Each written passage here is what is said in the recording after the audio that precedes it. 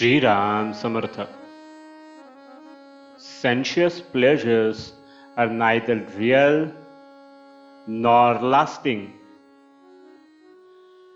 Howsoever great a man may be in this world, there is always something wanting in his life. We may occasionally come across a person who asserts that his life lacks nothing, but even so, he has the anxious desire that the status quo should be undisturbed, which means that he is not really happy. There may also be a person engrossed in sensuous pleasures or pursuits who appears to be carefree.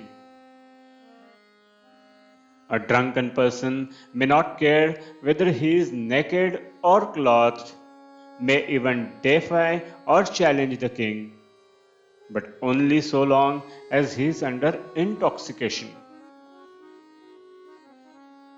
Sensuous pleasures depend on transient sensuous objects that may leave us someday, or our senses may become weak, or we may die.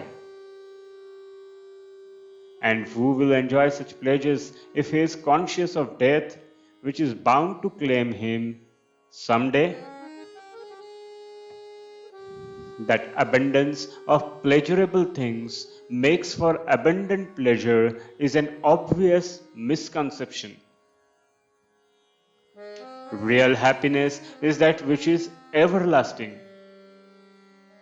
It can only be found with God, who is Himself eternal. Sensuous pleasure is available to beast as well as to man. What then distinguishes man from beast?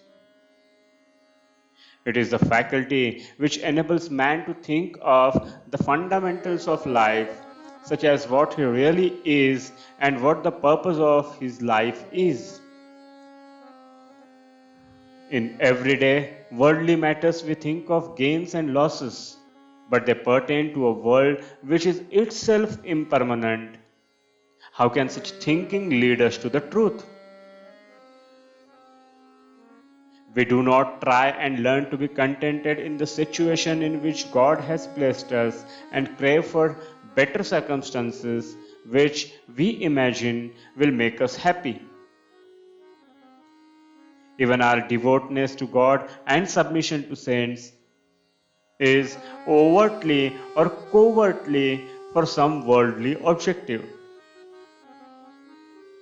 Isn't such devotion or submission an attempt to exploit God or a saint for a mundane purpose?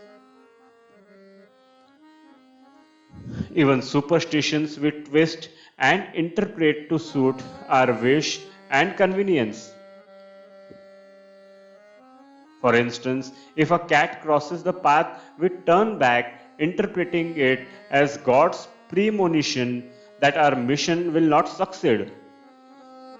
But if one wife dies, the husband does not interpret this as God's hint but begins to think of marrying again.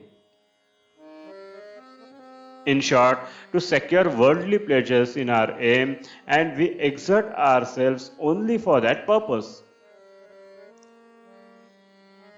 Truly, a man who does not introspect on his experiences in worldly life can never become wise.